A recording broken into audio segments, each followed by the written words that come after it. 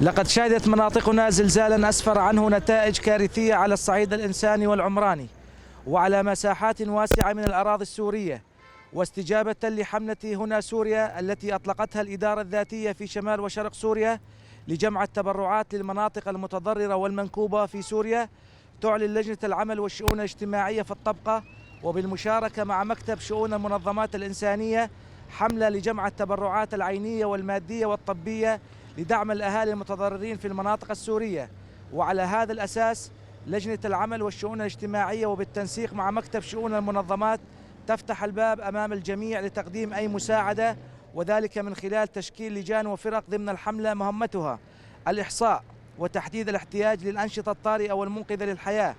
تنظيم الفرق التطوعية المجتمعية، استقبال التبرعات، المراقبة والتقييم، الصندوق المالي، تجهيز المستودعات وآلية التخزين والجرد الموثق، الإعلام والتوثيق. وكما تدعو لجنة العمل والشؤون الاجتماعية بالطبقة ومكتب شؤون المنظمات أهالينا في الطبقة لتقديم التبرعات والمساعدات، حيث سيتم استقبال تلك التبرعات والمساعدات في مستودع اللجنة الكائن بجانب سوق الهال بالطبقة، متمنين السلامة والأمان لكل أهالينا وشعوبنا في سوريا. الجمعة 10/2/2023.